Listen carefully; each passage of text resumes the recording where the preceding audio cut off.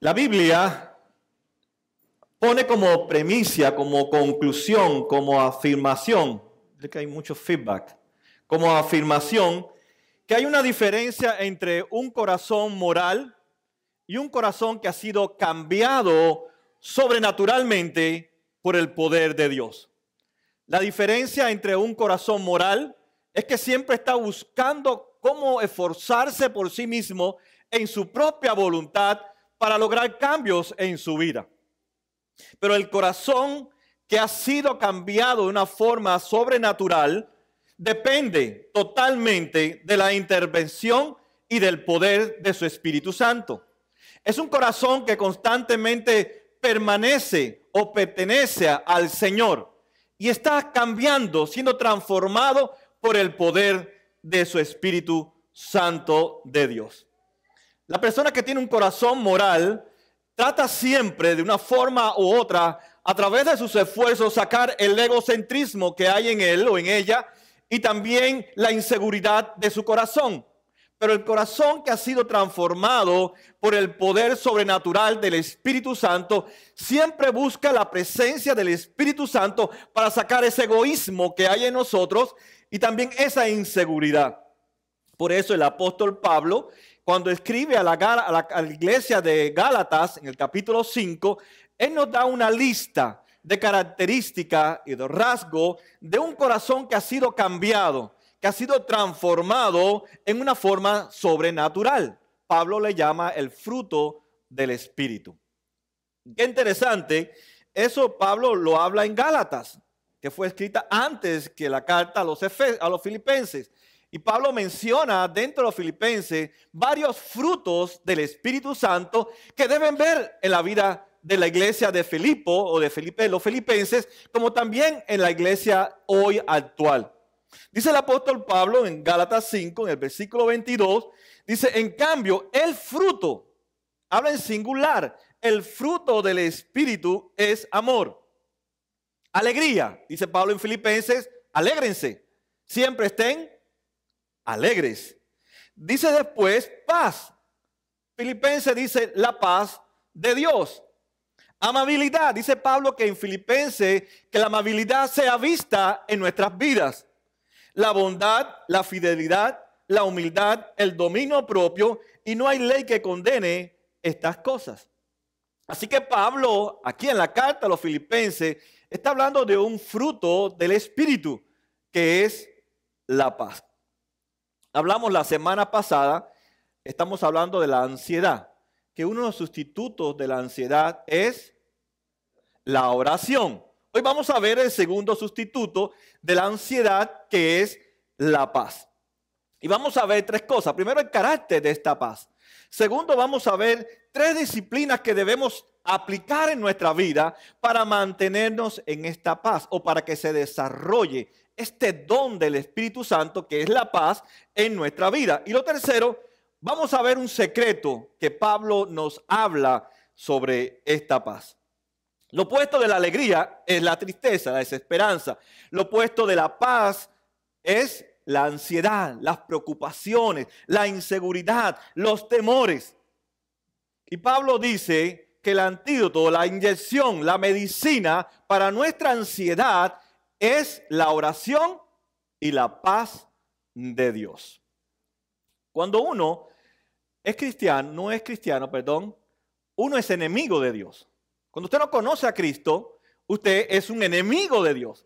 Después, a través, como dice Romanos 5:1, Dios a través de la justificación por medio de la fe nos da una paz, que no es la paz que está hablando Pablo. Esa paz es inquebrantable. Habla de una paz de reconciliación, que nada ni nadie nos puede separar del amor de Dios.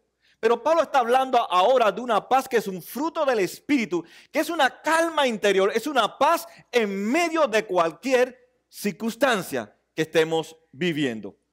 Ahora, la ansiedad, cuando está la ansiedad en nuestra vida, es porque en mi realidad se ha roto algo y se ha despedazado. Y por tanto me ha llevado a tener mucha preocupación de cómo yo puedo otra vez recuperar lo que yo he perdido o eso algo que yo he perdido. Y vemos en nuestra vida que no buscamos los medios que Dios nos da para vencer las preocupaciones o la ansiedad, que es producto de tantas y tantas preocupaciones. Y vivimos en una cultura que prácticamente vive llena de ansiedad.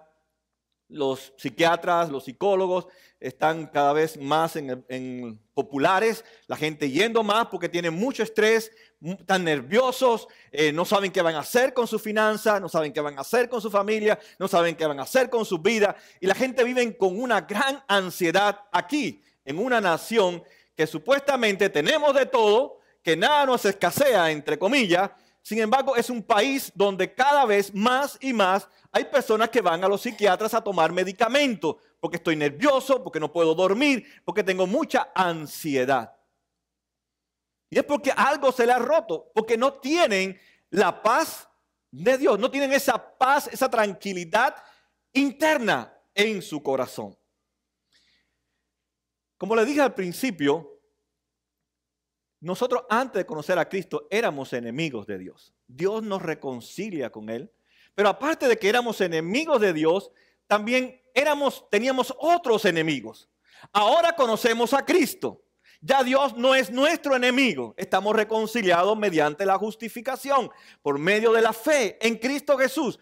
Pero los enemigos que teníamos antes de Cristo siguen todavía siendo nuestros enemigos. Los enemigos no se han ido.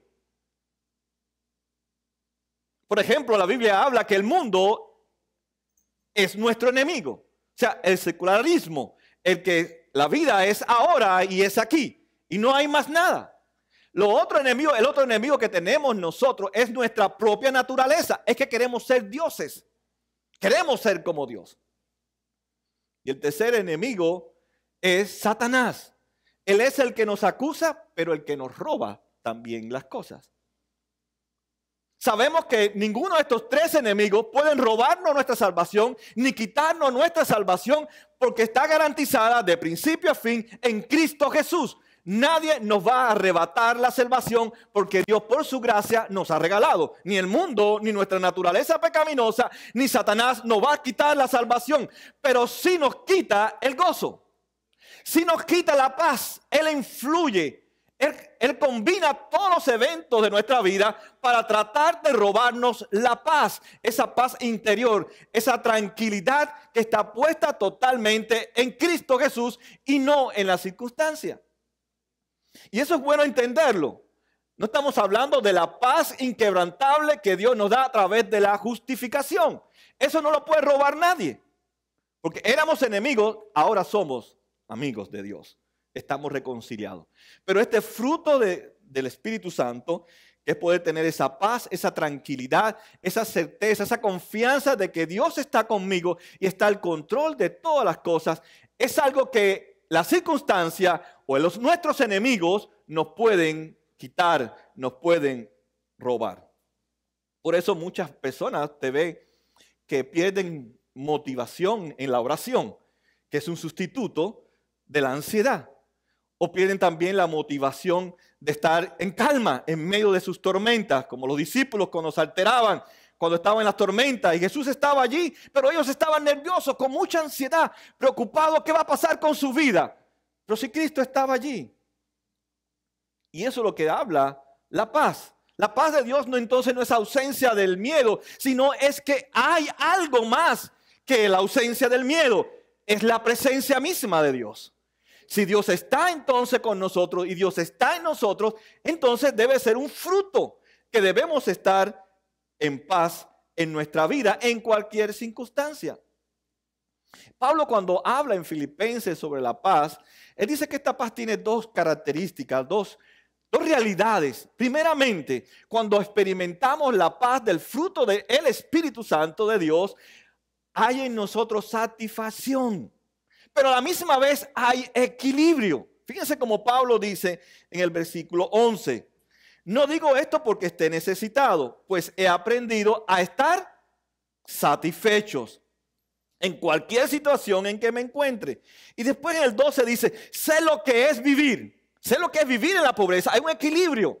Sé lo que es vivir en la pobreza. No me desespero, no me lleno de ansiedad, no me lleno de preocupaciones cuando estoy en la pobreza, pero tampoco cuando tengo en abundancia, tampoco caigo en ansiedad. Sé mantener el equilibrio porque en cualquier circunstancia Yo soy la misma persona. La paz de Dios está en mí y los frutos de su espíritu están en mí. Las circunstancias no pueden alterar mi carácter porque está formado por el Espíritu Santo de Dios.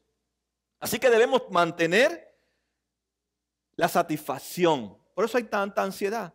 La gente quiere una cosa, eso no es suficiente. Quieren otra cosa y otra cosa y otra cosa. Nada los satisface porque no tiene la paz. O cuando tienen mucho, gastan mucho. Y cuando tienen poco, pues entonces hacen cosas indebidas con la ley, con diferentes cosas, para ganar lo más que puedan, porque tienen poco. Cuando tenemos esa paz que Dios nos da a través del fruto del Espíritu Santo en nuestras vidas, pues estamos satisfechos.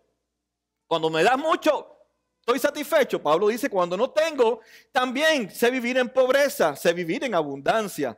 Sé vivir en toda y en cada una de las circunstancias, sé estar saciado, o sea, no tener la barriga llena, y sé también lo que es tener la barriga vacía, tener hambre y tener que sufrir escasez, no tener casi nada. Pablo lo que está diciendo entonces que en cada situación que pasamos debemos ser la misma persona, porque nuestro carácter, nuestra identidad está puesta en Cristo. Es Cristo en nosotros. Debemos entonces mantener el equilibrio, debemos mantener la satisfacción en nuestra vida y mantener la calma, esa paz interior que Dios nos da. Usted y yo sabemos que vivimos en una nación donde se gasta mucho dinero en muchas cosas. Por ejemplo, gastamos mucho dinero en medicamentos, ¿o no es así? Gastamos mucho dinero en las escuelas con nuestros hijos. Gastamos mucho dinero en ropas costosas, en tecnología, y pensamos nosotros que nosotros la necesitamos. Pero por el otro lado, para poder cubrir toda esa gama de necesidades, entre comillas, nosotros tenemos que trabajar fuertemente, ¿o no es así? Tenemos que tener 2 y hasta 3 trabajos algunas personas. Tenemos que cada día darnos cuenta que necesitamos más dinero para cubrir nuestras facturas o nuestros biles en inglés. Todo aquello que tenemos que pagar. Y todo eso es producto de nuestro propio consumismo y nuestro propio egoísmo. Y eso provoca en nosotros ansiedad. Al punto que cuando vamos a nuestro trabajo queremos hacer y deshacer para que todo salga bien y no nos boten. Porque tenemos tantas deudas que no queremos perder nuestro trabajo. Pero a la misma vez tratamos de hacer todo lo que podamos en nuestros hogares porque tampoco queremos perder nuestros hogares. Y provoca también ansiedad en nosotros. Así que por donde quiera que nos metamos, nos damos cuenta que vivimos en una sociedad que está funcionando así. Y es producto del consumismo que vivimos nosotros. Hoy sale el iPhone 7, ya estoy esperando, lo tengo que cuesta $800, ya estoy esperando el iPhone, ¿cuál? 8. Y quiero el 8. La diferencia es una tontería. Anyway, si de todas maneras el teléfono es para hablar. Porque para entrar a internet, usted puede entrar con el 7, con el 6 que tengo yo, con el 5 y hasta con el 4. Pero queremos siempre algo más y algo más. Trabajamos entonces duramente en este país para cubrir todos esos gastos financieros que en nuestra perspectiva pensamos que nosotros nos necesitamos. Pero pensemos quién dijo porque no lo digo yo, ni lo digo ahora en el siglo XXI. Dios se lo reveló al apóstol Pablo. ¿Qué circunstancia estaba viviendo Pablo? Pablo no estaba viviendo en una vida de consumismo. Pablo no tenía trabajos tras trabajos para poder cubrir los gastos de él, bueno, no tenía familia, o de sus padres, o de sus hermanos. Pablo no vivía detrás de la tecnología de Roma, o de cuál era el boom en ese momento en Roma para participar de las pompas de Roma. No había tecnología como en el tiempo de hoy, pero había placeres. Había tecnología desde su perspectiva. Había donde disfrutar y donde invertir el dinero. Esa no era la circunstancia del apóstol Pablo. Es circunstancias peores que la que estamos viviendo nosotros. Pablo estaba en estos momentos siendo torturado e incluso esperando la muerte. Pablo estaba en la cárcel y ahí en ese lugar donde nadie quiere estar, Pablo dice, alégrense. Es una locura, es algo que está fuera de la mente del apóstol Pablo. ¿Cómo que está frente a la muerte, siendo torturado, siendo pendiente a qué va a pasar con tu vida? Y de pronto nos dice, alégrense. Y era por causa de Cristo, no era por causa de sus problemas financieros o de su consumismo que Pablo estaba preso allí en Roma. Así que en esta circunstancia difícil, Pablo nos da este consejo de que la ansiedad, que la inquietud no controle nuestros pensamientos, sino que busquemos los medios que nos ha dado, como la oración y este fruto del Espíritu que él menciona, que es la paz de Dios. Es interesante. Pablo es como si nos estuviera diciendo, ven, que quiero darte un secreto. Tú que tienes tanto que tenemos nosotros, tanto que estamos embarcados financieramente, quiero darte un secreto. Y dice, ¿sabe qué? He aprendido algo. He aprendido. Pablo no está diciendo que él tenía el talento, que él tenía la capacidad para poder mantener la paz. Dice, la he aprendido. Y tú la puedes aprender también. Como la aprendió Pablo, la podemos aprender todos nosotros. Es un secreto. Hay que aprender la paz de Dios. No es algo natural en nosotros estar satisfechos, estar alegres, estar gozoso en cualquier circunstancia. No, es algo que él aprendió en los momentos difíciles de su vida. Igual que nosotros tenemos que aprender. He aprendido a estar satisfecho en toda situación en que me encuentre. Es locura, ¿verdad? Pablo dice, alégrense frente a la tortura, frente a la muerte. Y él no nació así. Él había aprendido algo que no es de él, sino que es algo dado por el Espíritu Santo de Dios. Así que esta calma, esta paz que es fruto del Espíritu Santo, se aprende. Se aprende. Primero hay que mantener el equilibrio, ¿verdad? Hay que saber vivir en cualquier circunstancia, sin desesperarse. Hay que buscar siempre estar satisfecho, porque nuestra satisfacción es la paz, es que Dios esté presente con nosotros y en nosotros. Por eso Pablo sentía en medio de todo este peligro esa sensación de protección de Dios. No importa lo que me pase, Dios está conmigo. Aunque me quiten la cabeza, Dios está conmigo. Yo estoy seguro que Él está conmigo. Y esa es una característica de esta paz, que usted sabe que Dios está con usted. Él está con usted. No es usted, es Dios con nosotros. No es mi dinero que me da paz, no es mi familia la que me da paz, no es ninguna circunstancia buena la que me da paz o a la inversa. Es Dios que está conmigo. Él es el que está conmigo. Él es el que debe estar conmigo. Me puede faltar todo, pero Él no. Él debe estar conmigo.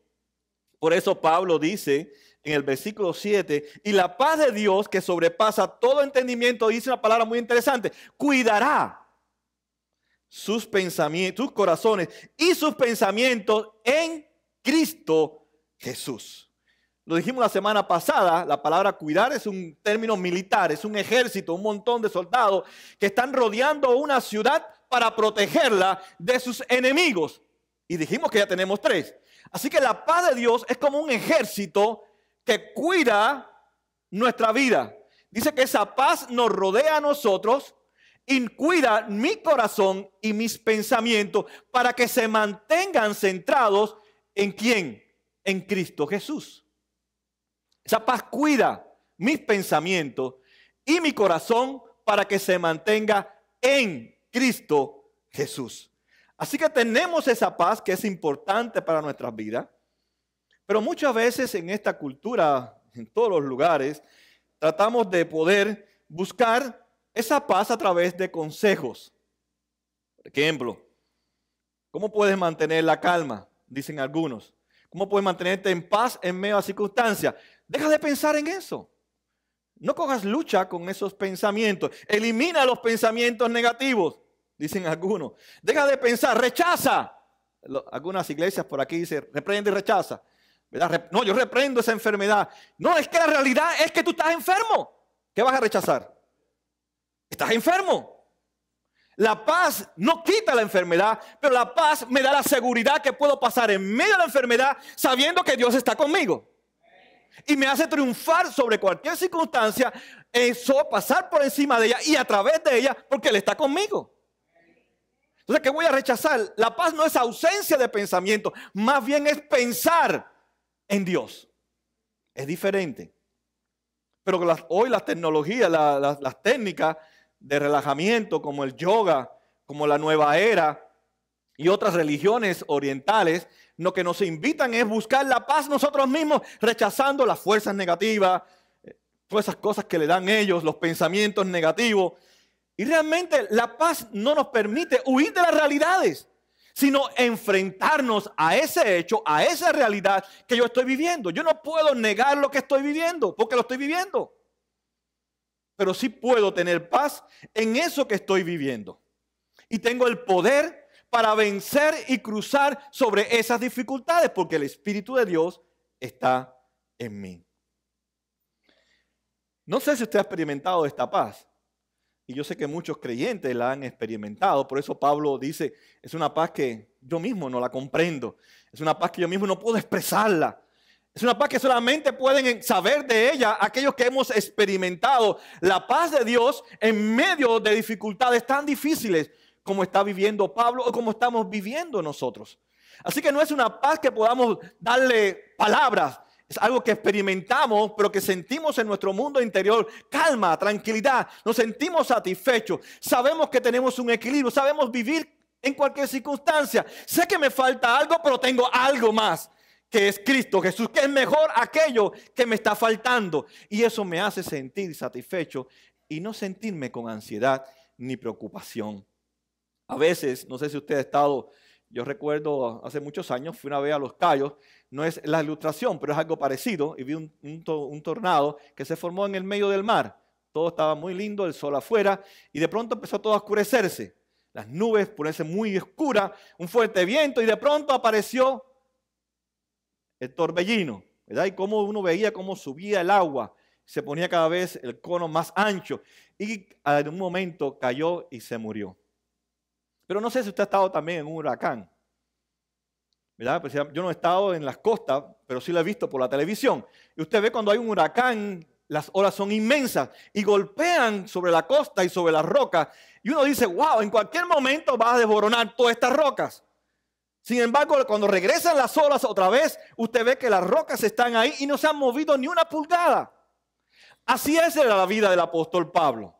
Así había permitido esta paz hacer una realidad en la vida del apóstol Pablo. Pablo tuvo muchas olas fuertes que golpearon contra su vida. Él fue perseguido para matarlo. Él sufrió un naufragio. Él estuvo en la cárcel. Fue azotado. Pasó hambre. Sin embargo, Pablo no cambió su carácter. Porque su carácter estaba en Cristo. En lo que Cristo había hecho por él en la cruz del Calvario. Ni una pulgada se movió Pablo. Porque su roca estaba edificada sobre una roca que es Cristo Jesús. Así que de olas no pueden hablarle al apóstol Pablo, como tampoco nosotros podemos decir, mis olas son más grandes que las de Pablo. No, siempre golpea las olas, pero si mi vida está edificada, mi casa está edificada sobre la roca, vendrán ríos, vendrán fuertes vientos, pero no va a ser destruida. Pero ¿qué hacemos nosotros? Edificamos nuestra vida sobre la arena. Sobre todo el esfuerzo humano que yo pueda hacer, por todo lo que yo pueda desarrollar en lecturas de cómo mantener la calma. No, la calma, la paz interior es un regalo de Dios. Es un fruto. Pero Pablo dice, tú puedes aprenderlo, porque yo lo he aprendido también. Pablo nos dice entonces que esto no es algo natural en nosotros. Los frutos del Espíritu no es algo que es natural. Él dice que él lo ha aprendido, lo ha hecho parte de su carácter como cristiano. Y siempre Pablo habla en este sentido. Es la presencia de Dios formándose en mi vida. Es una confianza absoluta, total, en que Cristo está en control de todas las cosas. Ahora, ¿cómo podemos desarrollar esta paz en nosotros, estas disciplinas? Pablo nos da varios consejos, pero voy a mencionar solamente 3. Pablo dice, consideren. sean agradecidos y amen. Dice el versículo 8, por último, hermanos, consideren todo lo verdadero, todo lo respetable, todo lo justo, todo lo puro, todo lo amable, todo lo digno de admiración, en fin, todo lo que sea excelente o merezca elogio. Pablo dice, piensen, consideren. Esta palabra considerar en el griego es como que usted coge una excavadora y profundiza lo más que usted puede hasta llegar casi a donde dice ya no puedo llegar más. Pablo dice profundicen lo más que ustedes puedan en lo que Dios ha hecho por ustedes. Piensen en lo que Él ha hecho por ustedes, en lo que ha hecho por nosotros. Profundicen en ese conocimiento. En otras palabras, Pablo está diciendo, llenen sus mentes de las doctrinas básicas del cristianismo. Aprendan quién es Dios. Recuerden de dónde Dios los sacó a ustedes. ¿Cuál es el propósito por el cual Dios los ha llamado a ustedes? ¿Cuál es el fin de ustedes? ¿Hacia dónde van ustedes? Piensen profundamente qué es lo que Dios ha hecho por ustedes. Pero ¿qué es lo que pasa? Que no pensamos en Dios. La gente no piensa en Dios. No piensa en Dios. Si pensáramos en Dios, no buscáramos otras alternativas para lograr supuestamente esa paz. Pero el que no piensa en Dios es como que si Dios no existiera. Si usted no tiene a Dios en medio de su circunstancia, para usted Dios no existe. Y si Dios no existe, entonces no hay nada bueno ni nada malo. Si Dios no existe, entonces no tiene propósito tu vida. Si Dios no existe, está en la única vida que hay que vivir. Si Dios no existe, no hay eternidad. Pero todo eso es falso, porque Dios sí existe. Y cuando Dios existe y está en ti y vive en ti y está contigo, tú tienes que pensar en Él. Así de fácil. Yo no puedo dejar de pensar en mi esposa, porque ella está conmigo todo el tiempo. Como Dios está conmigo y no pensar en Dios. Así que si Dios está conmigo, entonces voy a pensar en todas esas creencias que he extraído de la palabra y son mías para yo vivirlas. Entonces, una de las recomendaciones que nos hace Pablo para yo desarrollar esa paz es pensar en quién da la paz. ¿Quién es? ¿Qué hace? ¿Qué hizo? ¿Qué va a hacer? ¿Cuándo viene? ¿Cómo regresa? ¿Qué va a hacer en mi vida? ¿A dónde me quiere llevar? ¿Qué quiere hacer conmigo? Tengo que aprender. He aprendido. Tengo que saber cómo es en quien estoy pensando, que es Dios. Si no piensas, entonces, en Dios, entonces para ti Dios no existe. Entonces uno desarrolla esta paz pensando en lo que la Biblia nos enseña. Por eso dice Pablo, piensa en lo verdadero, en lo respetable, en lo justo. ¿Dónde está lo verdadero, lo respetable, en lo justo? ¿En ti? No, en ti no hay nada verdadero, en ti no hay nada justo, en ti no hay nada admirable. ¿Quién está hablando Pablo? Está hablando de Cristo.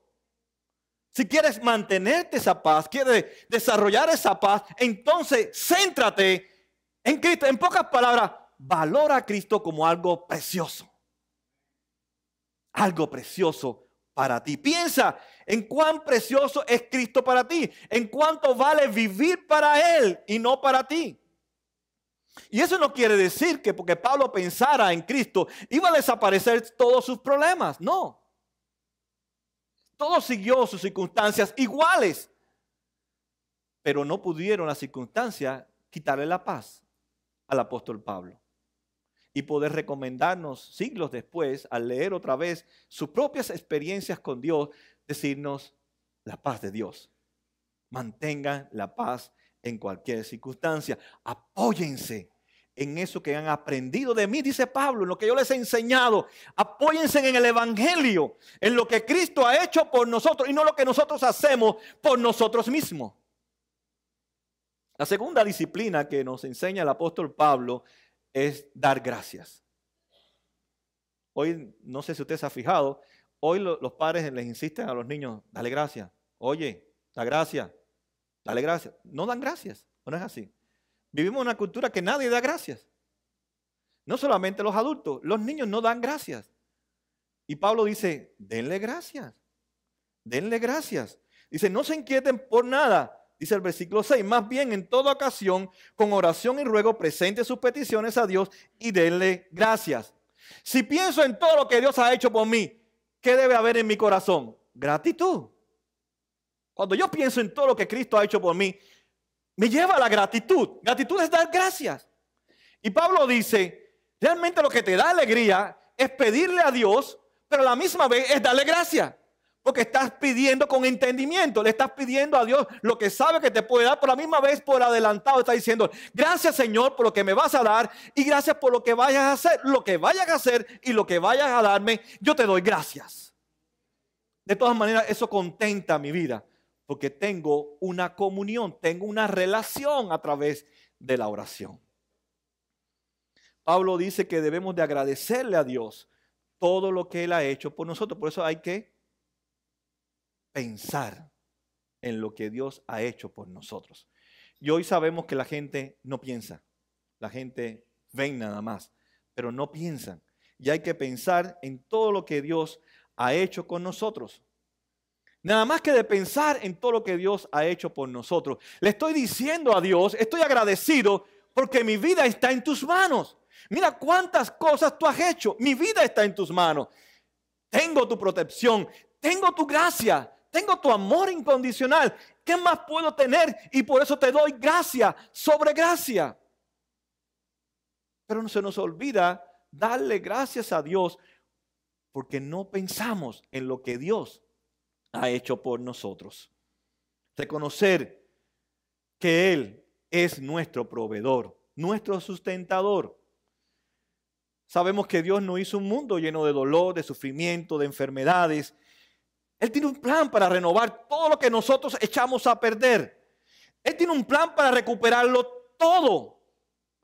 El plan, como dice en Romanos 8:28, dice, ahora bien sabemos que Dios dispone todas las cosas. Es Dios, no es el diablo, no es Satanás, no es la naturaleza pecaminosa nuestra, no es el mundo. Esos se influyen, esos colaboran, pero ellos no pueden predestinar nada para destruirme. Dice, Dios es el que dispone las cosas buenas y las cosas malas, que para nosotros son malas, pero para Dios son excelentes. La esclavitud en Israel era una maldición para los israelitas, pero para Dios, oye, mejor que Egipto no te puedo dar nada de Israel. Dice, pero ¿cómo puede ser? 430 años y eso es lo bueno que tú tenías para nosotros. Claro, porque estoy formando mi carácter en ti. A través del sufrimiento aprendió Cristo la obediencia. Ustedes a través del sufrimiento también aprenden a ser obedientes. O sea, Dios, aún el mal que nosotros pensamos que estamos viviendo, todo Dios lo adjunta para bien de nosotros, pero para su propia gloria. Para Él ser exaltado sobre todas las cosas. Si amamos a Dios, entonces Dios todas las cosas las va a juntar, las buenas y las malas de nuestra perspectiva, para llevarla con un propósito para bien. Muchos cuando leemos la crucifixión, por ejemplo, vemos a Cristo yendo al camino al Calvario, nosotros vemos algo que es injusto, y es injusto. Él no había cometido pecado, Él no había hecho nada incorrecto, Él era un hombre desde el punto de vista moral, un hombre perfecto, bueno, que había hecho bien a muchas personas desde el punto de vista humano. Así que fue algo injusto. Y la gente dijeron, wow, como hizo el soldado, este verdaderamente es el Hijo de Dios. Diciendo, qué bueno este hombre, increíble, qué buenazo era este hombre. Y como eso, en medio de tanto sufrimiento que pasó el mismo Hijo de Dios, era para el bien de ¿quién? De su pueblo. Toda aquella tragedia de la cruz, que desde la perspectiva humana era un abuso, era para llevarlo a los derechos humanos a la ONU. Sin embargo, Dios lo llevó para bien de aquellos que íbamos un día a amar a Dios. Y así es Dios. Todas las cosas que para nosotros parecen malas, Dios las une para hacer en nosotros ese carácter que es el carácter de Cristo. Así que Dios, cuando un hijo va y le pide algo, Dios se pone contento, Dios se goza, porque sabe que estás pensando en Él. Quieres pensar en Él, quieres relacionarte con Él, quieres buscar en Él la salida a tus problemas. Y eso realmente desarrolla en nosotros esa paz de Dios. Ahora, ¿crees esto? Es la pregunta. ¿Crees que la paz de Dios no hay nadie que te la pueda quitar cuando realmente estás pensando en Dios, cuando vives una vida agradecida por todo lo que ha hecho y por lo que va a hacer? Realmente tienes que creerlo o no creerlo. Pero si no tienes paz, si vives en incertidumbre, si vives con desconfianza, si vives en inquietud, no culpes a Dios. Es que no has querido aprender lo que Pablo nos dice, que cómo podemos mantener la paz. Dios hizo todo para salvarnos. Es así. El hombre no tiene parte en la salvación. Yo no puedo salvarlos a ustedes de la condenación eterna, separados de Dios. Eso nada más lo hace Dios en Cristo Jesús. Pero en mi santificación, yo sí soy responsable. Yo no voy a perder mi salvación. Pero si soy salvo, voy a participar en mi santificación. Porque Dios está en mí, ha cambiado mi corazón, ha cambiado mi voluntad y ahora inclina mi corazón al corazón de Dios y quiero ser como Él. Mi anhelo es ser como Cristo. No ser como yo, como Juan Pablo, sino como Cristo. Mi salvación no está en mis manos. Está en las manos de Dios si me la quiere regalar. Y si me la regala, no me la va a quitar. Pero yo participo en mi santificación. Por eso Pablo dice, yo he aprendido en mi santificación estos frutos del Espíritu Santo. Por eso le dice, le insisto en que sean amables, que se vea su amabilidad evidente en ustedes, que tengan esa paz que solamente Dios da, esa calma, ese equilibrio, ese control que ustedes tienen, que piensan que tienen, pero que no tienen, cédanselo a Dios. Él sí tiene el control de todas las cosas. Consideren, dice Pablo, todo lo que es digno de meditar y reflexionar en ello. Lo verdadero, lo respetable, lo justo. La segunda parte, Pablo, la primera se refiere de la mente, de pensar. En la segunda parte, Pablo se refiere a sus sentimientos, a su atracción, hacia dónde su corazón y su mente está siendo atraído. ¿De qué se está enamorando su corazón y sus pensamientos? Pablo dice, todo lo puro, todo lo amable, todo lo digno de admiración. No cabe duda que el apóstol Pablo está hablando de un amor, algo que te está atrayendo. Y no puede ser un amor humano, es un amor inmutable, un amor que no cambia. Y el único amor inmutable y que no cambia es el amor de Dios. Por eso Pablo dice, amen al único que puede ser amado. Por eso la ley dice, ama al hombre antes que todas las cosas. Dice, ama a Dios. ¿Dónde está la pureza? Pablo dice. ¿Dónde está realmente aquello que merece ser respetable, que merece ser justo? Está en ese amor inmutable de Dios, en ese amor que no cambia. Y no solamente es pensar que el amor de Dios es bueno, sino porque es bueno el amor de Dios. Es diferente. Muchos decimos, Dios es bueno, pero ¿por qué es bueno? Explícame. Hazme pensar por qué es bueno.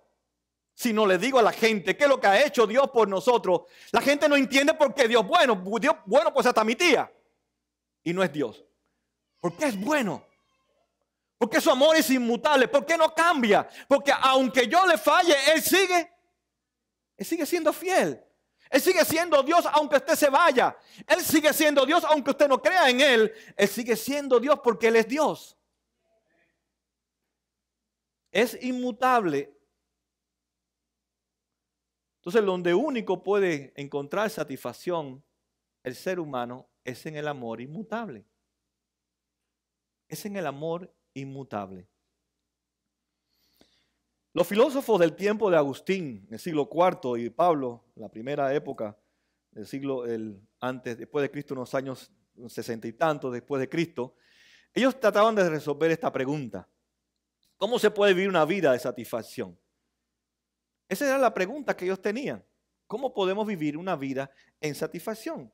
Y Pablo nos dice en Filipenses, hay que aprender a estar satisfecho, pero no en el mundo, no en nosotros mismos, sino en Cristo.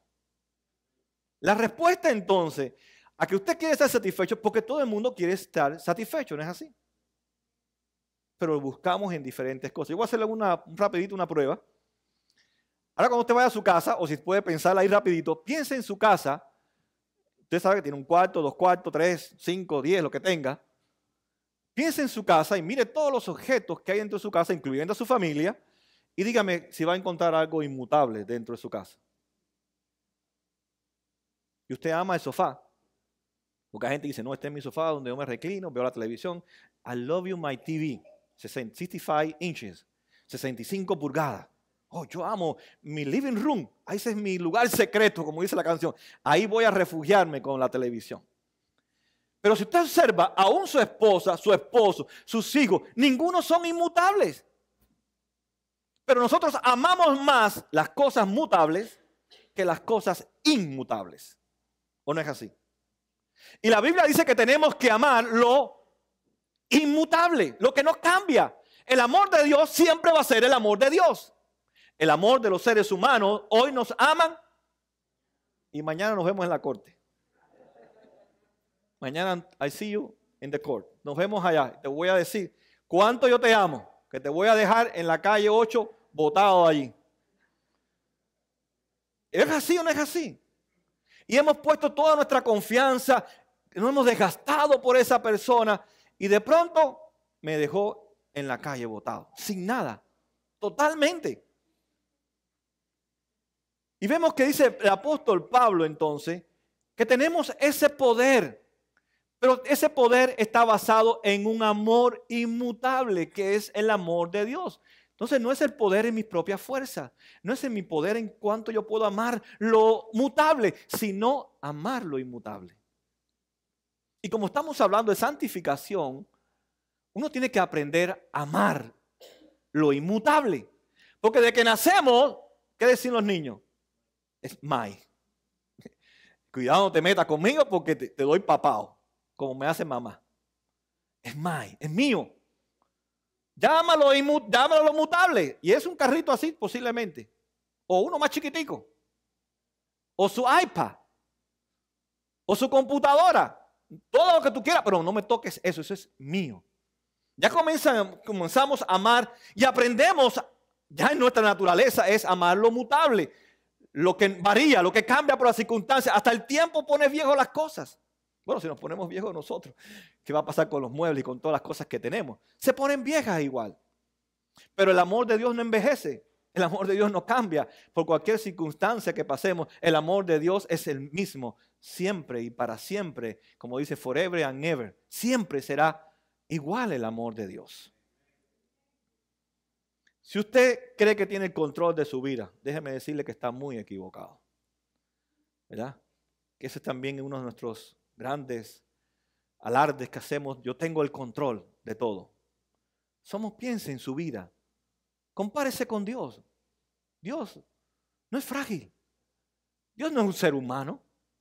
Usted es frágil. Usted es un ser humano. Usted es imperfecto. Usted es pecador. Usted no tiene la capacidad ni el poder que tiene Dios. Pero eso es lo que nos enseña Jesús. Yo morí, resucité. Estoy ahora en los cielos controlando todo. Yo soy el soberano. Yo estoy sentado, gobernando sobre mi creación. Yo tengo el control. Yo tengo el control. Y eso debe darme a mí paz. Porque yo no tengo control de nada ni de nadie. El control lo tiene Él. Y si Él tiene un amor inmutable y un amor perfecto, ¿podrá obrar para mal? Si posible. Dice que en Él no hay maldad alguna. Amén. Así que el problema es que nosotros muchas veces no tenemos paz es porque tenemos que preguntarnos qué mutable estoy amando, que lo he puesto por encima de Dios. Y uno dice, bueno, yo tengo que amar a Dios, pero tengo que amar otras cosas mutables. Está bien, pero tienes que amar lo inmutable primero y por encima de lo mutable. Tienes que amar a Dios por encima de tu esposa, tu esposo, de tus hijos, de todo, por encima. Esa es la ley. Amarás al Señor tu Dios sobre todas No es sobre algunas cosas, sobre todas las cosas. Pero para aprender, dice Pablo, esta tercera disciplina de amar a Dios, hay que aprender a amar. ¿O no es así? Hay que aprender a amar. Porque nosotros no nacimos amando a Dios. O sea, aprendemos entonces a amar a Dios. Me gustó una expresión de San Agustín, perdona que mencione 2 veces a San Agustín, y él dice, nada debe ser amado cuando amo a Dios. Es profundo lo que dice San Agustín. Dice, nada debe ser amado cuando amo a Dios. Cuando yo amo a Dios, estoy amando a Dios. No puedo amarlo más a mi esposa que a Él. No puedo amar más mi familia que a Él. Cuando estoy amándolo a Él, nada puede ser superior a ese momento de amarlo. Por tanto, el amor viene de Dios hacia nosotros, pero yo también le regreso amor a Dios. Tengo que aprender a amar a Dios, a regresarle ese mismo amor. Pero no queremos amar a Dios. No queremos. Nuestro corazón no anhela amar a Dios y tenemos que aprender a amar a Dios. Hay que darle amor a Dios. Y no porque Dios esté insatisfecho, no porque Dios tenga depresión, no porque Dios tenga la baja autoestima. No, es porque nosotros somos así y necesitamos decirle que te amo porque tú me amaste primero a mí. Y me has amado tanto que mira todo lo que has hecho por mí. Tengo que aprender a amar a Dios. No solo decir en mi mente, Dios existe. Si Dios existe y le doy gracias y soy agradecido a Dios, tengo que amarlo. Tengo que enamorarme de Él. Y eso no es del día a la mañana, no es un don que a Pablo le cayó del cielo. Y dice, yo lo he aprendido. He aprendido a amar a Dios porque no es natural en mí amarlo. Pero tengo el poder, el Espíritu Santo, para amar a Dios. Y por último, Pablo dice, nos va a dar un secreto. Dice, la paz de Dios que sobrepasa todo entendimiento, cuidará sus corazones y sus pensamientos en Cristo Jesús. Y Él da el secreto. Es en Cristo Jesús. Ese es el secreto de la paz. Es en Cristo Jesús. No es en la circunstancia, no es en la gente. Y dice, y esa paz en Cristo Jesús va a cuidar tu corazón, va a cuidar tu mente, va a mantener ambos, tu corazón y tu mente, enfocado en Cristo Jesús. Ese es el secreto. No en las religiones orientales, no en lo que tú puedas en tu capacidad mental poder desarrollar para vivir en paz. No lo vas a lograr, dice Pablo. Es en Cristo Jesús. El secreto, el misterio es Cristo. No somos nosotros. No son las cosas mutables que cada día nosotros amamos y amamos más. Cuando aprendemos realmente que todo lo puro, todo lo amable, todo lo digno de admiración está en Cristo, entonces nos enamoraremos de Él. Cada día tendremos más pasión por Él, amarlo. Y el amor es algo para la mente hebrea concreto. Yo no puedo decir yo amo a mi esposa. Yo amo a mi esposa y no hago nada por mi esposa. El amor a Dios, el expresar mi amor a Dios, es hacer algo por Dios. Y Dios no necesita nada de mí, pero Dios sí quiere usarme a mí. Dios quiere que yo sea representante, el medio, en cualquier lugar que esté de esa paz, pero también de mi reconciliación con Cristo y presentarle al mundo entero esa paz que solamente viene de Dios y no viene de ninguna circunstancia en nuestras vidas. El profeta Isaías en el capítulo 57 dice lo siguiente, pero los 57:20, pero los malvados son como el mar agitado, que no pueden calmarse, cuyas olas arrojan fango y lodo, y no hay paz para los malvados, dice mi Dios.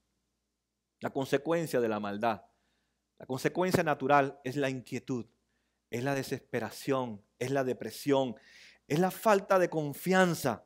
Pero cuando realmente usted ama a Dios, usted vive en quietud, usted vive en calma, usted vive en paz, porque sabe que Dios está con usted. Que Dios es el que tiene el control de toda su vida. Y por eso su vida no está agitada como las olas del mar. Usted vive en calma en cualquier circunstancia, no importando qué esté viviendo o qué esté pasando. Pero sabemos que alguien tuvo que sufrir las consecuencias de nuestro pecado para nosotros ahora poder disfrutar de esta paz. Dice el apóstol Pablo en 2 de Corintios 5:21. Al que no cometió pecado alguno por nosotros, Dios lo trató como pecador, para que en él recibiéramos la justicia de Dios. Quiere decir entonces que Jesús en la cruz recibió todas las consecuencias de nuestros pecados, para que ahora nosotros podamos tener paz, para que ahora nosotros podamos disfrutar de la presencia eterna de Dios, del acompañamiento de Dios, de esa paz que en cualquier circunstancia yo pueda ser el mismo en Cristo Jesús. Pero alguien tuvo que pagar, alguien tuvo que recibir las consecuencias de mi falta de amor hacia Dios, de mi falta de gratitud hacia Dios, de mi falta de pensar en Dios. Alguien tuvo que pagarla y fue Cristo Jesús. Cuando él iba en el Calvario, él estaba centrado en su Dios, pero dice también que Cristo perdió su paz. Es interesante que el Hijo de Dios haya perdido la paz, la fuente de paz la haya perdido el que la tiene. Jesús perdió su paz, su calma interior, la presencia de su Dios. Él la perdió. Dice Mateo 27:46. Como a las 3 de la tarde Cristo gritó con gran fuerza: Elí, Elí, lama sabactani, que significa: Dios mío, ¿por qué me has desamparado? ¿Por qué no tengo paz? ¿Por qué me siento que tú no estás conmigo? ¿Por qué me siento con tanta incertidumbre, con tanta inquietud? No era por él. Porque dice 2 de Corintios 5 que él no había cometido pecado. Así que él perdió su paz para regalarnos la paz de Dios, para que nosotros disfrutemos su paz. Él tuvo que sacrificar su propia paz interior para que nosotros podamos disfrutar de su paz. Más que puede hacer Dios por nosotros. Jesús perdió su paz para que nosotros tengamos esa paz, ese fruto del Espíritu Santo que dice que sobrepasa todo entendimiento. Cuando pierdas la paz, cuando pasas por tus crisis, no pienses que Dios te está castigando, porque ya recibió las consecuencias. Cristo recibió nuestras consecuencias. Más bien piensa en la cruz cuando no tengas paz. Cuando estés pasando en cualquier momento algo que te preocupa o que consideras que todavía no lo has conseguido o no lo tienes, piensa cuánto Dios ha hecho por nosotros y eso te da paz.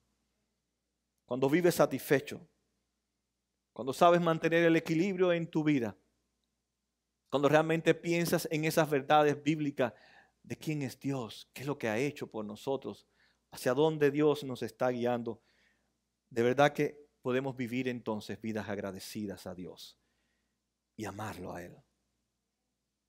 Amarlo es darle a Él. Es entregarle mi corazón, entregarle mis deseos, mis sueños, pero que tienen que ver con sus sueños también. Porque no puedo entregarle a Dios mis miserias. Tengo que entregarle lo que Él ha hecho por mí también. Y mi deseo es que tú te enamores de Cristo, que es inmutable, que no cambia, que te va a amar siempre. En cualquier circunstancia que pase, Él te va a amar, porque Él decidió amarnos a nosotros primero, antes que nadie pudiera amarlo a Él, porque nadie podía amarlo. Estábamos incapacitados y Él puso ese amor en nosotros para poder amar ahora al Señor. Dios perdió a su Hijo para encontrarse con nosotros en la cruz. Él murió allí para nosotros ser encontrados por el Padre. Nosotros no lo buscamos a Él. Nosotros estamos incapacitados para encontrarnos con Él, para tener una relación con Él. Él vino y se encontró con nosotros. Él preparó todo para encontrarse con nosotros. Nos justificó desde antes de la fundación del mundo, nos predestinó, nos está santificando y un día va a glorificarnos cuando Él regrese. Si todas las circunstancias de Dios obraron para bien en la vida del apóstol Pablo, ¿con cuánta más razón no obrará para bien también en nuestras vidas? Amén. Pongámonos de pie para orar.